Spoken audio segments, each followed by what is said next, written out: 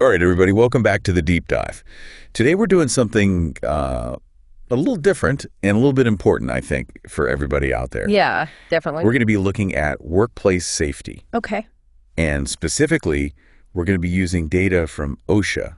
OSHA, right. To determine, what are the biggest problems that are out there in workplaces across the U.S. So, like the most common violations, you mean? The most common violations that OSHA is finding. That makes sense, yeah, because if they're finding it that often, it means that it's a pretty big problem. Exactly. Across multiple industries and jobs. I think that, whether you're an employer or an employee, it's just relevant to you because you're going to want to know what to look out for. Right. And also how to keep yourself safe. For sure. Yeah, nobody wants to get hurt on the job or cause someone else to get hurt. Exactly. So this is good information for everyone to know.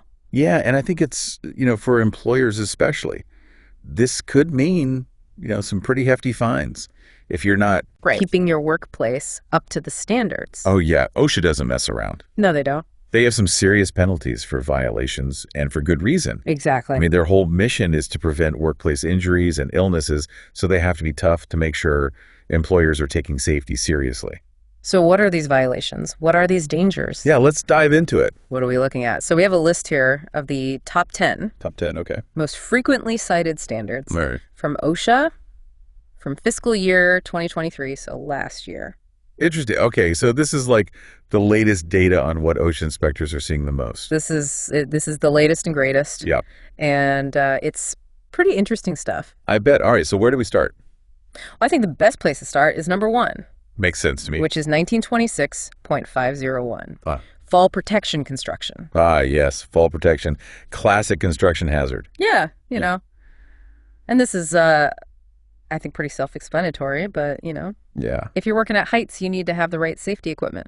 Absolutely. And it's not just about having the equipment. It's about using it properly. Yeah. Like harnesses need to be connected to secure anchor points. Right. Guardrails need to be installed correctly, all that stuff. And imagine, with construction, falls can be absolutely devastating. Oh, yeah. We're talking potentially fatal falls here. Yeah. Which is why this is always at the top of OSHA's list. For sure. And it's not just about the workers' safety either. Employers face some massive fines if they're not providing adequate fall protection. Okay, so let's move on to number 2. Yeah. Which is 1910.1200.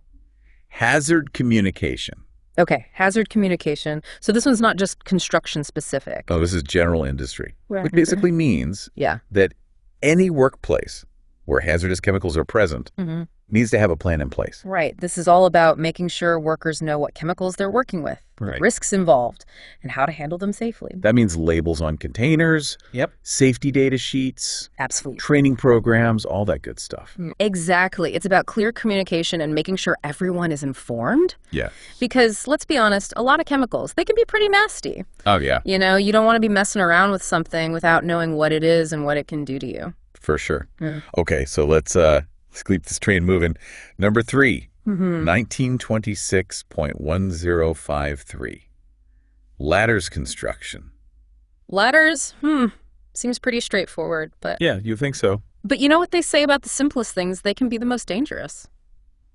Yeah, I guess so. Because people get complacent. Right. They think, oh, I've used a ladder a million times. I know what I'm doing. Right. But then they get careless. They don't secure the ladder properly, or they overreach, or they use the wrong type of ladder for the job, and bam. Accident. Accident. And it's interesting, because when we were going over this list, I was like, ladders are number 3. Really? Yeah, it surprised me too at first, but then when you think about it, it makes sense. Yeah. Ladders are used everywhere, especially in construction. And they might seem simple, but if they're not used correctly, it can lead to some pretty nasty falls. For sure. Okay, so speaking of falls, let's move on to number 4, which is 1926.451. Scaffolding construction. Scaffolding, another classic construction hazard. Yeah.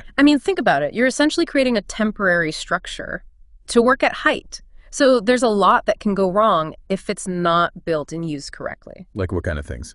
Well, for starters, the scaffolding itself needs to be structurally sound. Okay. Properly braced and supported with sturdy planking.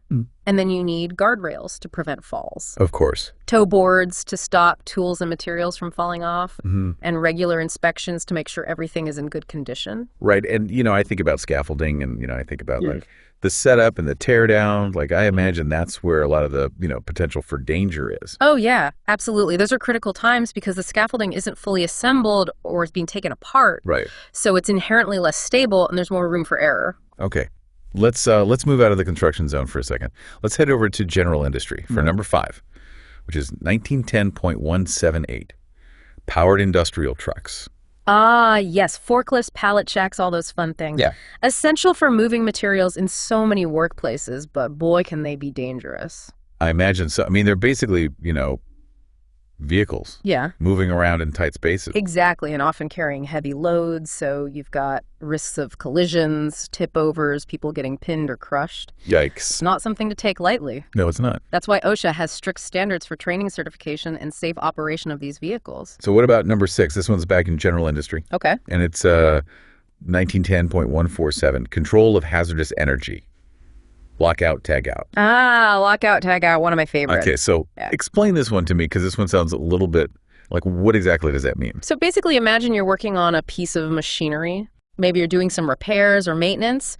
Now you don't want that machine to suddenly start up while you're working on it, right? No, I do not. That's where lockout, tagout comes in. It's a safety procedure to make absolutely sure that the machine is completely de-energized and can't be accidentally turned off. So you're basically like, putting a big lock on the Yeah, power exactly. You're physically locking it out and tagging it with a warning tag that says, hey, don't touch this. Someone's working on it.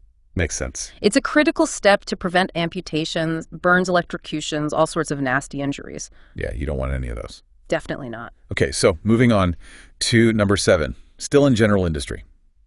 1910.134, respiratory protection. Ah, respiratory protection. Yeah. This is all about protecting workers' lungs from harmful dust fumes, vapors, gases, all that stuff. So like, you're working in a factory or a mine or somewhere where there's a lot of, particles in the air. Exactly. And it's not just about providing respirators. It's about making sure they're the right type of respirator for the specific hazard. Right. You need to do fit testing to make sure they seal properly. Yeah. And provide training on how to use and maintain them correctly. Okay, so let's head back to construction. Back to the construction zone. For number 8. Yeah.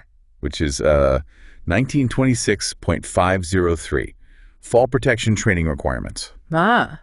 So this ties back into our number 1 violation. It does. Because it's not enough to just provide fall protection equipment. Yeah. You need to make sure workers know how to use it properly. Right. So this is like mandatory training. Exactly. Employers need to provide comprehensive training on fall hazards, how to use harnesses and other safety equipment, and what to do in case of an emergency. Makes sense. Because at the end of the day, knowledge is power when it comes to safety. For sure. Okay, so number 9, we're still in construction. Still in the construction zone. 1926.102, eye and face protection. Yes. Gotta protect those peepers. Because construction sites are full of potential hazards for your eyes and face. We're talking flying debris, dust chemicals, welding, sparks, you name it. And the consequences of an eye injury can be severe. Yeah, that would be. So this standard is all about making sure workers have the appropriate eye and face protection. Right. And that they wear it correctly. Okay, so our final violation, number 10, is 1910.212, machinery and machine guarding. Ah, yes, the guardians of the machine. So this is general industry. This is general industry, and it's all about preventing those nasty injuries. That can happen when you get too close to moving machine parts. Right. Think about things like pinch points, rotating shafts, cutting blades, all incredibly dangerous. Yeah. So machine guarding is all about putting physical barriers between workers and those hazards. So it's like, like a shield. Exactly, like a shield or a guard. That prevents you from accidentally getting your hand or your finger or, whatever, Right. caught in the machine. Yeah. Okay, so, we've gone over this whole list of OSHA's top 10 most frequently cited violations. Yeah. What's the big takeaway here? I think the biggest takeaway is that workplace safety is a shared responsibility. It's not just on the employer, it's on everyone. To be aware of the hazards, to follow safety procedures, to look out for each other. And, you know, I think that a lot of this stuff comes down to training and awareness. Oh, absolutely. If everyone understands the risks and knows how to work safely, right, we can prevent a lot of these accidents and injuries from happening in the first place. So if people want to learn more, you know, about these standards, about other standards, about and OSHA in general, where can they go? Well, the best place to start is OSHA's website. Okay. They have a wealth of information available, everything from the full text of the standards to fact sheets to training resources. Right.